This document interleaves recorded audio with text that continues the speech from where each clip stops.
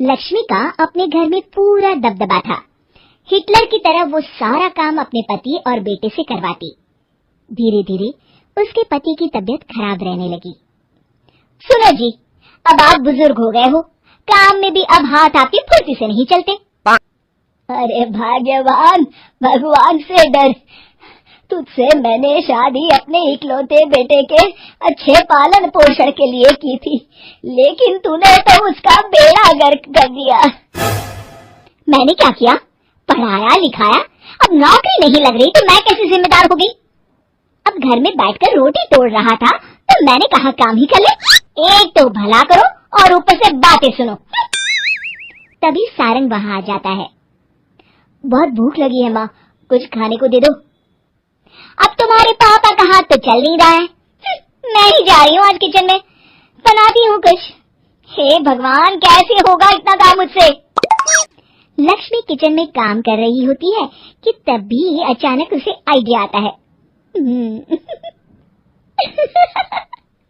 अरे मैं भी ना, अरे यहाँ तो फ्री की नौकरानी ला सकती हूँ मैं, फिर मैं क्यों खाना बना रही हूँ? उस दिन लक्ष्मी सारंग की पसंद का खाना बनाती है और बैठकर उसे बड़े ही प्यार से खिलाती है।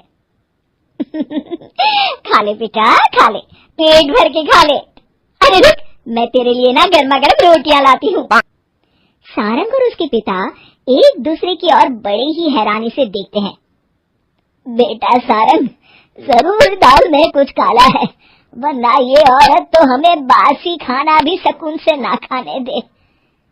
सुनील की बात लक्ष्मी सुन लेती है और जोर जोर से चिल्लाने लगती है। अरे हाँ, भलाई का तो जमाना ही नहीं रहा। एक तो आग में खुद को जलाकर तुम लोगों के लिए खाना बना रही हूँ और ऊपर से तुम्हें दाल काली लग रही है। अरे माँ, पिताजी का ये मतलब नहीं था, तुम बुरा मत मानो। अरे हाँ बेटा, तू कहता है तो मान लेती हूँ। लक्ष्मी सारंग के पास बड़े ही प्यार से बैठ जाती है और फिर कहती है, बेटा मैंने ना तेरी शादी करने की सोच ली है। अब तेरे पिताजी के हाथ भी नहीं चलते तो सोच रही हूँ तेरे लिए बीवी ले आऊं। अब पता नहीं ना मैं भी कब मर जाऊं। अब ऐसे भाग्य भी कहाँ है हमारे। क्या कहा? अरे हाँ, तुम तो चाहते ही हो कि मैं मर जाऊं, लेकिन मैं अपनी प्यारी बहू का चेहरा देखे बिना नहीं मरूंगी। हाँ माँ, शादी तो मैं कर लूं, लेकिन मैं नौकरी नहीं करता, फिर कोई क्यों देगा मुझे अपनी बेटी? अरे क्यों नहीं देगा बेटी? इतना बड़ा घर, खेल खलियान है, किस चीज की कमी है हमारे पास? जो आएगी राज करेगी, राज। हम तो ना कर पाए राज, ये बोलो कि एक और नौकर तुम्हारे पास आ जाएगा। मैं कहती हूँ चुप हो जाओ। अरे खुद के घर का खाना बनाएगी तो क्या नौकरानी हो जाएगी?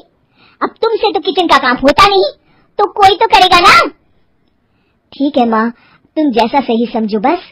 अब मेरी एक शर्त है, लड़की जो भी हो वो दिखने में कैसी भी हो या कहीं की भी हो, बस पढ़ी लिखी होनी चाहिए।